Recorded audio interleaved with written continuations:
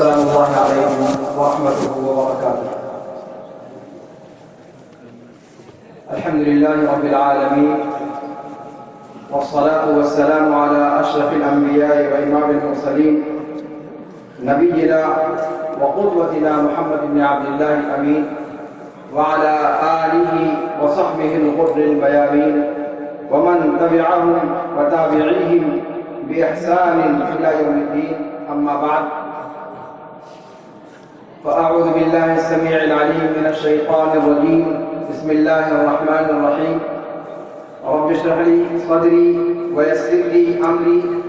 واحلل عقدة من لساني يفقهوا قولي. رب زدني علما سبحانك لا علم لنا إلا ما علمتنا إنك أنت العليم الحكيم.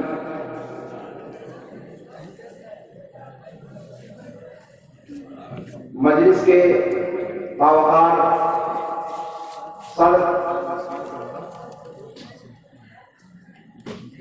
اساتذہ جامعہ،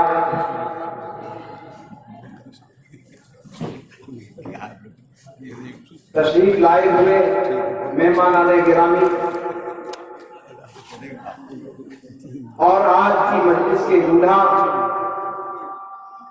شعبہ تحفیظ اور عربی درجات سے فارغ ہونے والے طلبہ اور عام طلباء جامعہ، سب سے پہلے اللہ رب العالمین کی حمد و ثنا کہ اللہ رب العالمین نے آج یہ پررونق بزم سجانے اور اس میں آپ کے روبرو ہونے کا موقع عطا فرمایا. امام بخاری رحمہ اللہ کے نام پر سجنے والی یہ بزم نامناسب ہوگا کہ اس بزم میں جو بھی بات کی جائے وہ کسی نہ کسی طور پر امام بخاری سے جڑی ہوئی نہ ہو. اپنی گفتگو کا آغاز کرنے سے پہلے میں دل کی اتھاہ گہرائیوں سے اپنے ان عزیز طلباء کو مبارکباد پیش کرتا ہوں. اللہ رب العالمین سے دعا گو ہوں کہ اللہ رب العالمین نے جس طریقے سے ان کو زیور علم سے آراستہ ہونے کا یہ ضروری موقع عنایت فرمایا، اللہ رب العالمین اس بارے گراں کے تقاضوں کو بھی انہیں سمجھنے کی توفیق عطا فرمائے. اللہ رب العالمین انہیں جامعہ، ذمہ داران جامعہ، اساتذہ جامعہ کو یاد رکھنے، انہیں اپنی دعاؤں سے نوازنے اور اس جامعہ کے وقار کو اپنی زندگی کے ہر گام پر اپنے پیش نظر رکھنے کی اللہ رب العالمین انہیں توفیق ارزانی بخشے. یقیناً یہ بڑا ہی پرمسرت موقع ہے اور اس موقع پر ادارے کے محترم ناظم جامعہ حفظہ اللہ اللہ نے اپنی گفتگو میں بہت ساری چیزیں عرض کر دی ہیں. اللہ رب العالمین محترم ناظم جامعہ حفظ اللہ کی عمر میں، ان کی صحت میں اور ان کے جہود میں برکت عطا فرمائے. یقیناً جامعہ سراج العلوم نے پچھلے چند سالوں میں بطور خاص ترقی کی جن منازل کو طے کیا ہے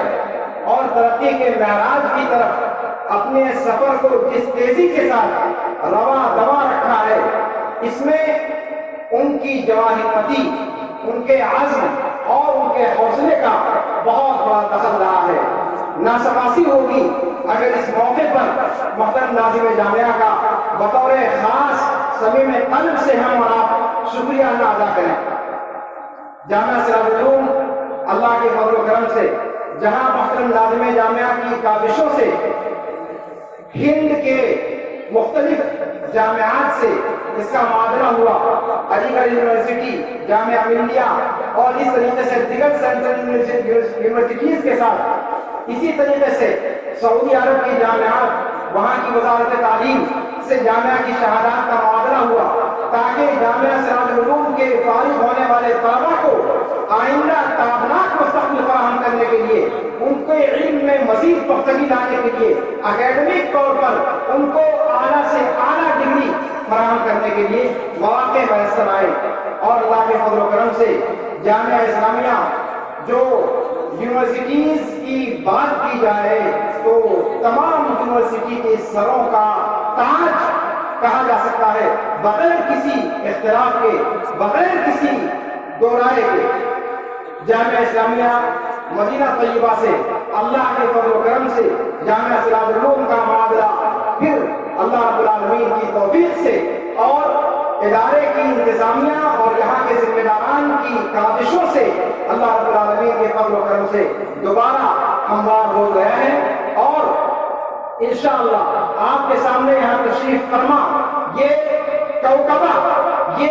ستارے جو آپ کی نگاہوں کے سامنے اسٹیج پر اس وقت چمکتے ہوئے نظر آ رہے ہیں، ان میں سے انشاءاللہ العزیز، جیسا کہ ناظم جامعہ صاحب نے اشارہ بھی کیا، اللہ کے فضل و کرم سے ان لوگوں نے اپنے اگلے مرحلے کے لیے جو ایگزامز ہوتے ہیں، جو انٹرویوز ہوتے ہیں، ان انٹرویوز کو ایک بڑی تعداد میں اس میں شمولیت بھی کی ہے، اور انشاءاللہ العزیز اس میں سے ایک ٹیم کا سلیکشن انشاءاللہ العزیز جامعہ اسلامیہ میں تعلیم کے لیے ہوگا۔ اور یہ چیز میں بطور خوشخبری اگر نہ سناؤں یہاں پر اس اسٹیج پر تو یہ میں سمجھتا ہوں کہ آج کی خوشی میں ایک کسر رہ جائے گی۔ تو آج کے فارغین، اس سال کا جو دفعہ ہے، اس فارغین نے گویا ایک نیا باب قائم کیا ہے جو مدتوں سے بند پڑا ہوا تھا، اور اکا دکا افراد ہمارے یہاں سے جاتے تھے۔ انشاءاللہ العزیز اس سال یہ ایک نئی پہل ہوگی کہ انشاءاللہ جیسا کہ ناظم جامعہ صاحب نے کہا کہ انشاءاللہ کوٹا متعین ہوگا، اور انشاءاللہ العزیز ہمارے جامعہ کے فارغین کی ایک ٹیم کا انشاءاللہ سلیکشن جامعہ اسلامیہ مدینہ طیبہ میں ہوگا، اور اس کے لیے راہیں ہموار ہو چکی ہیں اور پروسیس آخری مرحلے میں ہے انشاءاللہ العزیز۔ اس کے بعد میں آؤں گا اپنے موضوع کی طرف، اور وہ موضوع جیسا کہ میں نے کہا کہ عوام الناس کے لیے جہاں جس طریقے سے اپنے سامنے موجود حاضرین کو مخاطب کرتے ہوئے اپنی باتیں کہوں گا، وہیں یہاں ہماری موجود مائیں اور بہنیں جو یہاں پر تشریف فرما ہیں، میں ان کو بھی مخاطب کرتے ہوئے اپنی بات رکھنے کی کوشش کروں گا، اور امام بخاری رحمہ اللہ کے حوالے سے انشاءاللہ آج کی گفتگو ہوگی، جس سے آپ کو اندازہ ہوگا کہ جماعت اہل حدیث مسلک سلف کی پاسبانی کس طریقے سے امام بخاری رحمہ اللہ امیر المؤمنین فی الحدیث کا لقب ان کو دیا گیا، جو امیر المحدثین ہیں، جو حدیث کے باب میں قول فیصل ہیں، کس طریقے سے امام بخاری رحمہ اللہ کی کتاب میں وہ باب جو آج پڑھا گیا، اس باب میں میں نہیں داخل ہوں گا، اس لیے کہ وہ موضوع میرا نہیں، میں صرف آج جو روایت آپ کے سامنے پیش کی گئی اس روایت کی سند پر گفتگو کروں گا، اسی کو اپنی گفتگو کا ذریعہ بناؤں گا۔ ناظم صاحب کی گفتگو میں آپ نے سنا کہ فن جرح تعدیل یا فن اسماء الرجال یہ اس امت کی خصوصیات میں سے ہے۔ امام مسلم رحمہ اللہ نے اپنے مقدمہ مسلم کے اندر اس چیز کو بھی ذکر کیا، متقدمین کے یہاں بھی یہ چیز ملتی ہے کہ امت محمدیہ کی سب سے بڑی نمایاں خصوصیت یہ ہے کہ انہوں نے اسماء الرجال کو اپنی کتابوں میں محفوظ کر دیا۔ لاکھوں کی تعداد میں، اتنی بڑی تعداد میں اسماء الرجال کو محدثین کرام نے اپنی کاوشوں سے اور ہزار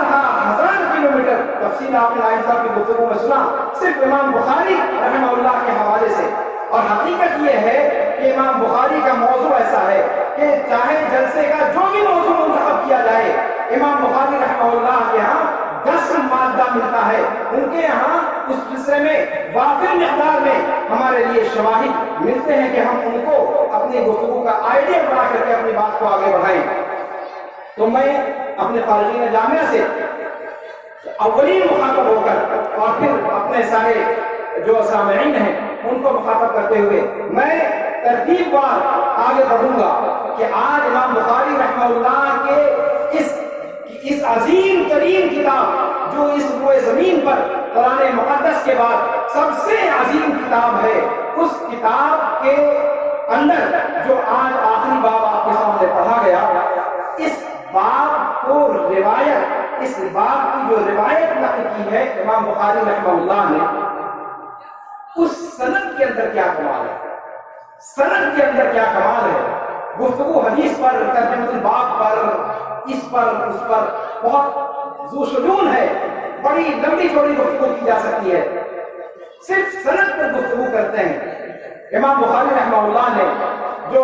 آخری روایت نقل کی ہے، اور پھر دیکھیے کہ امام بخاری رحمہ اللہ کی کتاب کے شروع اور آخر میں کس درجہ مماثلت پائی جاتی ہے۔ امام بخاری رحمہ اللہ نے اپنی اس آخری روایت کو جس سند کے ساتھ ذکر کیا ہے، اس کے اندر تقریباً 5 رجال پائے جاتے ہیں، 5 طریق یا 5 افراد اس کے اندر سند کے اندر موجود ہیں۔ امام بخاری سے لے کر کے احمد بن اشکاب امام بخاری رحمہ اللہ کے شیخ، اور اس کے بعد اوپر ابو ہریرہ رضی اللہ تعالیٰ عنہ تک، اس سند کے ساتھ امام بخاری رحمہ اللہ نے اس حدیث کو اپنی کتاب کی آخری حدیث بنایا ہے۔ آپ جانتے ہیں امام بخاری رحمہ اللہ نے اپنی صحیح بخاری کے اندر کسی ایک روایت کو بھی، کسی ایک باب کو بھی نہیں لکھا ہے جب تک انہوں نے باقاعدہ دوگانہ نہیں ادا کر لیا، اللہ رب العالمین سے دعا نہیں کر لی، استخارہ نہیں کر لیا، تب تک انہوں نے اس پر جو ہے اپنا قلم نہیں آگے بڑھایا۔ یہاں پر امام بخاری رحمہ اللہ نے سبحان اللہ و بحمدہ سبحان اللہ العظیم والی روایت کو احمد بن اشکاب اپنے استاد کے حوالے سے نقل کیا ہے، اور یہ اکلوتے ایسے اس سند کے اندر راوی ہیں امام بخاری کے استاد رحمہ اللہ کے، جو تنہا کتب ستہ کے اندر اکیلے امام بخاری کے استاد ہیں، اکیلے صرف امام بخاری رحمہ اللہ کے ہاں ان کی روایت پائی جاتی ہے۔ بقیہ حدیث کی جو کتابیں ہیں اس کے اندر، جو کتب ستہ ہیں اس کے اندر ان کی روایت موجود نہیں ہے۔ احمد بن اشکاب، یہاں سے آج کے ماحول کی مناسبت سے کیا وہ بات آپ کو سمجھ میں نہیں آ رہی ہے جو شیخ عبدالرشید صاحب نے اپنی گفتگو میں پیش کی، کہ کبھی کبھی اکلوتا ایک شاگرد اپنے استاذ کو ذکر جاویدانی نصیب کر دیتا ہے، جاویدانی بنا دیتا ہے،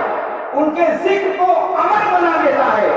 جیسا کہ امام بخاری جیسا شاگرد جس نے احمد بن اشکاب کو قیامت تک کے لیے امر بنا دیا، اور ہر ختم بخاری کے دن ان کا نام نامے اس میں گرامی ذکر کیا جاتا ہے، اور موجود لوگ ان پر اپنی رحمت کی دعائیں کرتے ہیں۔ کیا امام بخاری رحمہ اللہ کی اس سند کے اندر یہ چیز ہمیں نہیں ملتی؟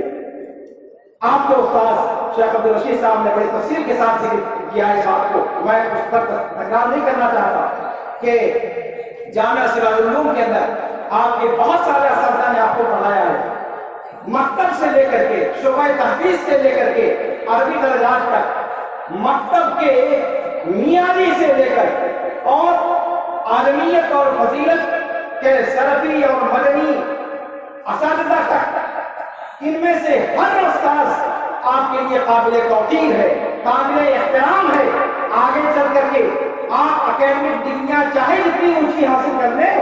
لیکن مکتب کے وہ میادی جنہوں نے آپ کو قلم پکڑنا سکھایا، جنہوں نے بسم اللہ کی بات لکھنا آپ کو سکھایا، آپ ان کے احسانات کا ایک رتی ماشا بھی ادا نہیں کر سکتے۔ آپ ڈاکٹریٹ کی ڈگری حاصل کر لینے کے بعد بھی ان کے زیر احسان رہیں گے۔ تو یہ چیز جو ہے ہمیں اپنے ذہن میں رکھنی چاہیے کہ ہم علم کے، اللہ رب العالمین سے دعا ہے کہ اللہ رب العالمین ہم سبوں کو، جیسا کہ لازم صاحب نے کہا کہ شاگردوں کی ترقی سے 2 ہی لوگ ہوتے ہیں جو حسد نہیں کرتے، ایک والدین اور دوسرے اساتذہ۔ یقین مانیں آپ کی ترقی سے اساتذہ کو حسد نہیں ہوگی، حسد نہیں پیدا ہوگی ان کے یہاں، وہ جلن کا شکار نہیں ہوں گے، وہ چاہیں گے جس طرح کہ اپنے بیٹے کا قد اونچا دیکھے، اگر وہ بونا ہے چاہتا ہے کہ ہمارے بیٹے کا قد آسمان کو چھو لے۔ ایسے ہی استاد ہوتا ہے جو روحانی بات ہوتا ہے، اس کی بھی خواہش ہوتی ہے کہ اس کا شاگرد اس سے کہیں بلند درجات کو پہنچے۔ اور یقین مانے سب سے زیادہ خوشی عام طور سے میں نے اپنی زندگی میں دیکھا کہ آپ کے ڈگری پانے سے سب سے زیادہ خوشی جن کو ہوتی ہے وہ اساتذہ ہوتے ہیں جنہوں نے بچپن کے اندر اس بچے کو پڑھایا ہوتا ہے۔ یقین مانے ہمارے بہت سارے اساتذہ ہیں، لیکن میں اللہ تعالیٰ کی رحمت کرے حافظ الحکیم صاحب فیضی جو اسی گھنٹہ نگر کی سرزمین سے متعلق تھے، انہوں نے وہ ہمارے اولین استاد تھے جامعہ سلفیہ بنارس کے اندر۔ اللہ کی قسم بتا رہا ہوں کہ انہوں نے جو چیزیں سکھلائیں، جو تربیت انہوں نے دی، اللہ کے فضل و کرم سے بعد کی زندگی میں آج تک اس کے اثرات میں دیکھتا ہوں۔ اور اللہ کا فضل و کرم ہے کہ کوئی نماز ایسی نہیں گزرتی کہ جس میں اپنے استاد کو اپنی دعاؤں میں یاد نہ رکھتا ہوں۔ اللہ رب العالمین ان کی قبر کو نور سے بھر دے۔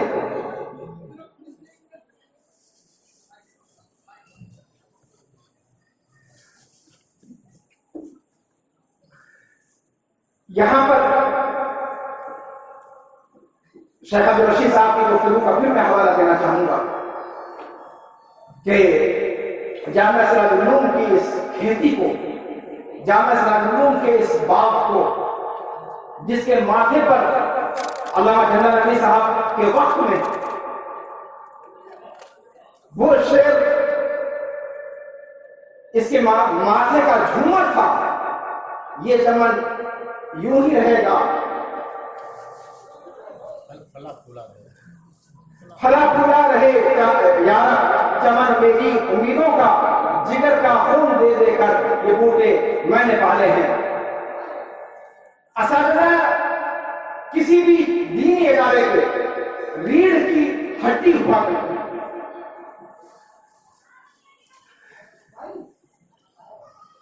کسی بھی ادارے کی نیک نامی میں جہاں اس کی انتظامیہ کا دخل ہوتا ہے، ویسے ہی وہاں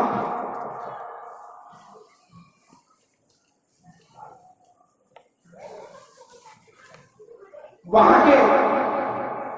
مخلص اساتذہ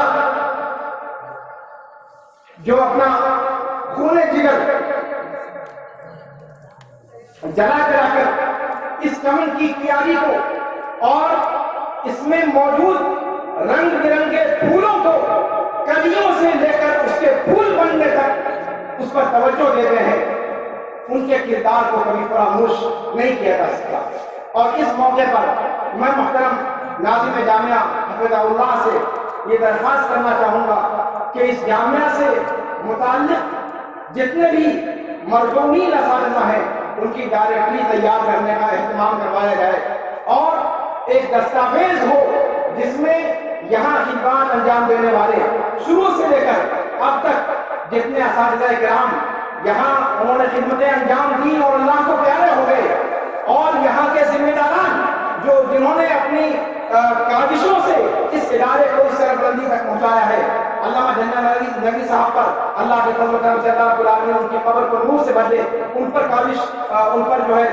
کام کیا جا چکا ہے، لیکن اور جو لوگ جن کا تذکرہ اب تک نہیں آ چکا ہے، کم از کم یہاں جو افراد انتقال کر گئے اور جن کی کاوشیں نمایاں رہی ہیں ان کی کاوشوں پر مشتمل ایک دستاویز ہونی چاہیے کہ جس کے اندر یہاں کے اساتذہ کا ایک مختصر خاکہ ہی ہو اور ان کو ہم خراج تحسین پیش کریں، تاریخ کا یا جامعہ سراج العلوم کی دستاویز کا حصہ بنا کر۔ مجھے امید ہے کہ انشاءاللہ محترم ناظم جامعہ صاحب اس طرف توجہ فرمائیں گے۔ تو میں یہ ذکر کر رہا تھا کہ اساتذہ ابتدائی مراحل میں جو تعلیم دینے والے ہوتے ہیں ان کو آپ کی ترقی سے جتنی زیادہ خوشی ہوتی ہے، بعد کے مرحلے میں اساتذہ کی جو کاوشیں رہتی ہیں وہ کم نہیں رہتی ہے، لیکن وہ خوشی اور انبساط جو ابتدائی مراحل میں تعلیم دینے والے استاد کو حاصل ہوتی ہے وہ شاید لاجواب ہوتی ہے۔ اس لیے میں اس بات کی تعریف کرنا چاہوں گا شیخ عبدالرشید صاحب کی کہ آپ اپنے اساتذہ کرام کو اپنی دعاؤں میں یاد رکھیں، جس طریقے سے اس ادارے کے ذمہ داران کو محترم ناظم جامعہ صاحب کو کہ جو اپنی علانت کے باوجود، اپنی پریشانیوں کے باوجود، اپنی گناہوں مصروفیات کے باوجود اب آپ کی مصلحتوں کو ہمیشہ مقدم رکھتے ہیں. آپ ان کو اپنی دعائیں خیر سے نوازتے رہیں، جہاں بھی جائیں جہاں بھی رہیں ان کو اپنی دعاؤں کی سوغات بھیجتے رہیں. تو میں یہ ذکر کر رہا تھا کہ امام بخاری رحمہ اللہ کے اس سند میں جو سب سے پہلے راوی ہیں امام بخاری کے استاد احمد بن اشراب، ان کو جو جاویدانی نصیب ہوئی اور قیامت تک کے لیے ان کے نام کو سربلند کر دیا وہ امام بخاری رحمہ اللہ نے.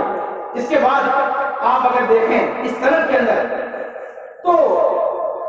صحابی سے پہلے ابو ہریرہ رضی اللہ تعالیٰ عنہ سے پہلے جتنے بھی روات ہیں سارے کے سارے روات کوفی ہیں، کوفی روات ہیں. آپ جانتے ہیں کہ روات کے اندر جو ہے الگ الگ منطقوں کے اعتبار سے ان کو بانٹا جاتا ہے. کوفی روات، یہاں پر امام بخاری رحمہ اللہ کیا پیغام دینا چاہتے ہیں یہ میں اس کی طرف اشارہ کرنا چاہتا ہوں. یہ اہل حدیثوں کا امتیاز ہے، یہ ہے اہل حدیثوں کی شان. سر خاکہ ہی ہو اور ان کو ہم خراج تقسیم پیش کریں تاریخ کا جامعہ سراج النور کی دستاویز کا حصہ بنا کر. مجھے امید ہے کہ انشاءاللہ محترم ناظم جامعہ صاحب اس طرف توجہ فرمائیں گے.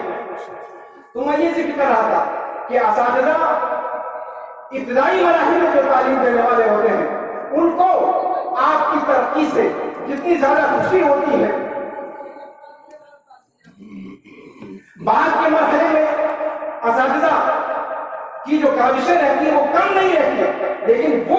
خوشی اور انبساط جو ابتدائی مراحل میں تعلیم دینے والے استاد کو حاصل ہوتی ہے وہ شاید لاجواب ہوتی ہے. اس لیے میں اس بات کی تعریف کرنا چاہوں گا شیخ عبدالرشید صاحب کی کہ آپ اپنے اساتذہ کرام کو اپنی جبکہ اہل رائے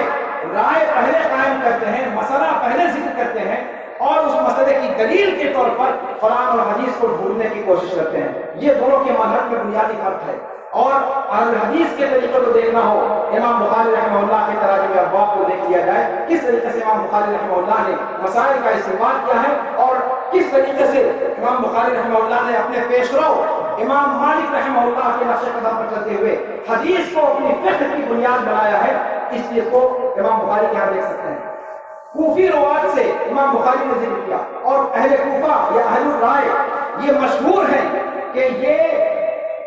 کہیں نہ کہیں ان کے یہاں فرضی مسائل کی بھرمار ہے، تفریحات کی بھرمار ہے. اور اسی وجہ سے آپ کتاب الحیل کو دیکھ لیں، اس میں بھی امام بخاری رحمہ اللہ نے عام طور پر جو اشارے کیے ہیں وقال بعض الناس قال بعض الناس کہہ کر کے وہ اشارہ انہی لوگوں کی طرف ہے. لیکن کیا قال بعض الناس کہہ کر کے اپنے فقہی اختلاف کو ظاہر کرنے کی وجہ سے یہ سمجھ لیا جائے کہ اہل حدیث متعصب ہوتے ہیں، اہل حدیث تعصب برتتے ہیں؟ امام بخاری نے اپنی کتاب کے اس آخری روایت کو جس پر اپنی کتاب بند کر دی ہے انہوں نے اس پیغام کو عام کیا کہ نہیں، اہل حدیث کبھی متعصب نہیں ہوتا، اہل حدیث کبھی متشدد نہیں ہوتا اور اہل حدیث کبھی تنگ نظر نہیں ہوتا. اہل کوفہ اگر آپ بھی اس سند میں ذکر کردہ روات کی طریقے سے ہیں، اگر آپ کے اندر بھی عدل و وفا، صدق و صفا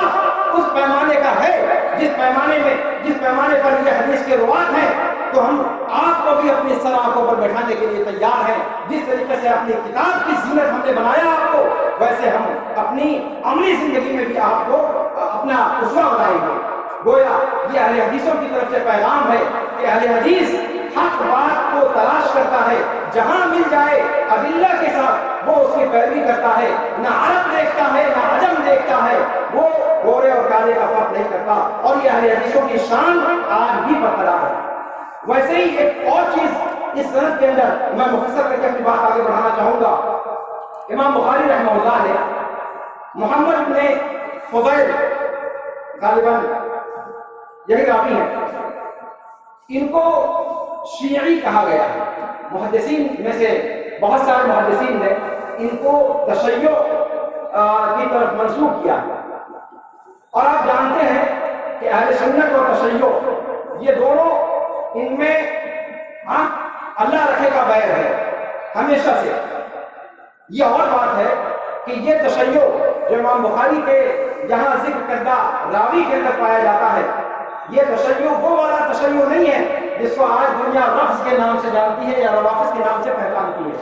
جو ایران نواز خیمے میں آپ دیکھتے ہیں۔ یہ تشیع بہت معمولی درجے کا، بلکہ ان کا قول نقل کیا ہے کہ انہوں نے کہا کہ میں عثمان سے محبت کرتا ہوں اور اللہ رب العالمین اس پر رحم نہ کرے جو عثمان سے محبت نہیں کرتا۔ یہ انہی کا قول ہے۔ اس کا مطلب یہ کہ تشیع کا جو اتہام لگایا گیا وہ اس معنی میں نہیں ہے جو رفض کے معنی میں ہوتا ہے، جو متقدمین کے یہاں تشیع کا مفہوم ہے وہ تشیع کیا پایا جاتا تھا، اور اس کے باوجود بہت سارے محدثین نے ان کو اپنے یہاں نقل نہیں کیا، امام بخاری رحمہ اللہ نے نقل کیا۔ اور یہاں سے یہ پیغام یہ دینا مقصد ہے، آج حوثیوں کی طرف سے کس طریقے سے سعودی عرب پر حملے کیے جا رہے ہیں، کس طریقے سے اہل سنت والجماعت کا ناطقہ بند کرنے کی کوشش کی جا رہی ہے پوری دنیا کے اندر، وہ آپ دیکھ رہے ہیں کہ کس طریقے سے اہل تشیع غیروں کے ساتھ مل کر کے اور اہل سنت والجماعت کی نمائندہ حکومتوں کو اور نمائندہ قوتوں کو پر فستا کرنے پر لگے ہوئے ہیں۔ اللہ رب العالمین ان کو ذلیل و خوار کرے، اللہ رب العالمین ان کی سازشوں کو خود ان کے اوپر پلٹ دے، اللہ رب العالمین مملکت توحید کی اہل سنت والجماعت کی نمائندہ حکومت سعودی عرب کی حکومت کو اللہ رب العالمین محفوظ رکھے، وہاں کے حالات کی اللہ رب العالمین حفاظت فرمائے۔ تو یہ امام بخاری رحمہ اللہ کی اس سند کے اندر یہ ایک اور پیغام ہے کہ اہل حدیث اگر تشیع کی طرف سے بھی کوئی حق ملتا ہے تو اس حق کو قبول کرنے میں دریغ نہیں کرتے، بشرطے کہ وہ صدق و صفا اور عدل اور وفا کے تقاضوں کو پورا کرنے والا بندہ ہو۔ کس خیمے کا ہے یہ ہم نہیں دیکھتے، ہم حق کے جویا ہیں، حق کے متلاشی ہیں، جہاں بھی حق مل جائے وہاں ہم اس کو قبول کرتے ہیں۔ امام بخاری رحمہ اللہ نے امام حضرت ابو ہریرہ رضی اللہ تعالیٰ عنہ سے اس روایت کو نقل کیا ہے، اور ابو ہریرہ رضی اللہ تعالیٰ عنہ یہ اکلوتے اس سند کے اندر مدنی راوی ہیں، اکلوتے مدنی راوی ہیں۔ اس کا مطلب امام بخاری کہیں نہ کہیں یہ اشارہ دینا چاہتے ہیں کہ اہل کوفہ اپنے ڈانڈے مدینہ سے جوڑو، اہل کوفہ اپنے ڈانڈے جب تک مدینہ سے نہیں جوڑتے تمہاری بات قابل قبول نہیں ہو سکتی۔ اور افسوس یہ ہے کہ اس روایت کو دیوبندی مدارس میں، بریلوی مدارس میں، سارے مدارس میں پڑھایا جاتا ہے، لیکن افسوس کہ امام بخاری کے آخری اس پیغام کو ملت تک پہنچانے کی کوشش نہیں کی جاتی۔ سارے کوفہ کے روات ہیں، امام بخاری کو چھوڑ کر سارے روات کوفہ کے ہیں، اور آخری اس کا ڈانڈا جہاں جا کر ملتا ہے وہ ابو ہریرہ رضی اللہ تعالیٰ عنہ ہے۔ یہاں یہ پیغام دینا مقصد ہے کہ اہل الرائے کے لوگوں، جب تک تم اپنی سواری کی نکیل کو یہاں لا کر کے نہیں چھوڑتے تب تک تم اپنی منزل پر نہیں پہنچ سکتے۔ یہ امام بخاری کا واضح پیغام ہے، اور یہ چیختا دہاڑتا پیغام ہے جو دنیا ہستی میں جب تک یہ عالم قائم رہے گا یہ ان کی یہ دعوت اور یہ ان کا اعلان قائم رہے گا۔ وہیں پر ایک بات اور میں کہنا چاہوں گا، یہ ابو ہریرہ رضی اللہ تعالیٰ عنہ یہ وہی راوی ہیں جنہوں نے اللہ کے رسول صلی اللہ علیہ وسلم کی احادیث کو روایت کرنے میں سر فہرست جگہ بنائی ہے۔ آپ جانتے ہیں سب سے اول نمبر جو کثرت روایات کے اعتبار سے ہے وہ ابو ہریرہ رضی اللہ تعالیٰ عنہ کا ہے۔ یہ وہی ابو ہریرہ ہیں جن کو حافظ حدیث کہا گیا ہے صحابہ میں سے، جن کو امام بخاری رحمہ اللہ نے مختلف جگہوں پر بیان کیا ہے، اور ان کے بارے میں امام بخاری رحمہ اللہ نے ان کو صدق اور حفظ اور دیانہ اور عبادت اور زہد زہد میں جو ہے فائق بتایا ہے۔ یہ ابو ہریرہ رضی اللہ تعالیٰ عنہ اتنے جلیل القدر صحابی، یہ وہی صحابی ہیں جن کو یہ ایک اور پیغام ہے کہ اہل حدیث اگر تشیع کی طرف سے بھی کوئی حق ملتا ہے تو اس حق کو قبول کرنے میں دریغ نہیں کرتے، بشرطے کہ وہ صدق و صفا اور عدل اور وفا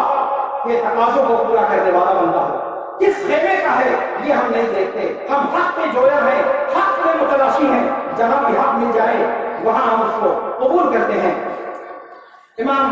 بخاری رحمہ اللہ نے صحیح معنوں میں مسلمان کہتے ہو، موحد کہتے ہو، تو اہل الرائے کے ڈاڈے کو ابو ہریرہ، اسی ابو ہریرہ جس پر ابو ریہ نے کتاب لکھی اور جس کا انجام بد اللہ رب العالمین نے اسی دنیا میں دکھلا دیا، اور وہ تڑپتا ہوا اذیتوں کے اندر مبتلا ہو کر اس دنیا سے اس نے اپنی جان جو ہے جان اپنے کی سپرد کی، اسی دنیا میں اللہ رب العالمین نے اس کو اس کا خمیازہ بھگتنے پر مجبور کر دیا۔ اسی ابو ہریرہ سے امام بخاری رحمہ اللہ اپنا ناطہ جوڑنے کو پوری ملت اسلامیہ کو پیغام دیتے ہیں، اور ہم اور آپ جس جگہ پر رہتے ہیں اہل الرائے کا غلبہ ہے۔ آپ جانتے ہیں کہ آپ کی تعداد آٹے میں نمک کے برابر ہے، اکثر و بیشتر جو بڑی تعداد ہے وہ اہل الرائے کی ہے۔ تو یہ پیغام آخری حدیث کے ذریعے سے امام بخاری رحمہ اللہ ان کو دینا چاہتے ہیں۔ آخری بات کو میں کہنا چاہوں گا، اس سند کے اندر امام بخاری رحمہ اللہ نے اپنی پہلی حدیث کو بھی اور اس آخری حدیث کو بھی فرد مطلق سند سے ذکر کیا ہے۔ فرد مطلق محدثین کی اصطلاح وہ آپ جانتے ہیں، اس کی تفصیل میں نہیں جاؤں گا۔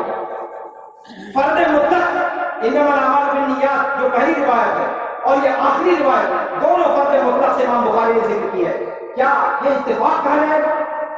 کیا امام بخاری جنہوں نے اپنی کتاب کا ایک شوشہ بھی بغیر سوچے ہوئے نہیں رکھا، اتنا بڑا اقدام ان کا عشوائی ہے؟ بالکل نہیں۔ حقیقت میں امام بخاری یہ پیغام دینا چاہتے ہیں کہ شریعت کے اندر آحاد و تواتر کی تقسیم کی بنیاد پر عقائد اور احکام کے اندر جو فرق کیا جاتا ہے، اور اہل الرائے کا ٹولہ جو تقسیم کھڑی کرتا ہے، یہ تقسیم بے بنیاد ہے اور اس تقسیم کو جڑ سے ختم کرنا چاہیے۔ امام بخاری کی شروعات فرد سے اور امام بخاری کی کا اختتام فرد پر، اور عقائد بھی اس کے اندر ہیں، مسائل بھی ان کے اندر ہیں۔ حدیث کی تشریح آپ نے سنی، اگر اس کو مدلل بیان کرنے کی وقت ہوتا تو تفصیل کے ساتھ بیان کیا جا سکتا تھا کہ کیسے عقائد اور احکام دونوں پر امام بخاری رحمہ اللہ نے شروع روایت میں بھی اور آخری روایت میں بھی اشارہ کیا ہے۔ یہ ہے امام بخاری کی فہم، یہ ہے امام بخاری کی فقہ۔ اگر وقت ہوگا تو بہت تفصیل کے ساتھ اس پر گفتگو کی جا سکتی تھی، لیکن آخر میں چونکہ ابھی اور بھی خطبہ باقی ہیں، اور میں چاہوں گا کہ اب پھر اپنے فارغ ہونے والے طلبا کا تہہ دل سے شکریہ ادا کروں، اور اس کے بعد میں اللہ رب العالمین سے دعا کرتا ہوں کہ اللہ رب العالمین اس چمن کو شاداب و آباد رکھے، اللہ رب العالمین اس چمن کو یوں ہی پھلا پھولا رکھے، اللہ رب العالمین یہاں کے جو اساتذہ اللہ رب العالمین کو پیارے ہو گئے، اللہ رب العالمین ان کی قبروں کو نور سے بھر دے، اللہ رب العالمین ان کو قبروں کو تحت نگاہ مشاہدہ کر دے، اللہ رب العالمین ان کی قبروں کو جنت کی کیاریوں میں سے ایک کیاری بنا دے، اللہ رب العالمین ہم بھی جب ان تک پہنچے تو ہمارا بھی ہاشم نبیین صدیقین شہداء و صالحین کے ساتھ فرمائے۔ اللہ رب العالمین آپ سبھی کا مستقبل کامیاب کرے، اللہ رب العالمین آپ کو جہاں بھی رکھے خوش رکھے، اللہ رب العالمین اس کاروان کو جاری مسائل رکھے، اور اس ادارے کے بانیان کی، اس ادارے کے منتظمین پر اللہ رب العالمین رحم و کرم کا معاملہ فرمائے، اللہ رب العالمین ان کی حفاظت فرمائے۔ ھذا وصلی اللہ وسلم علی نبینا محمد وعلی آلہ وصحبہ اجمعین، والسلام علیکم ورحمۃ اللہ وبرکاتہ۔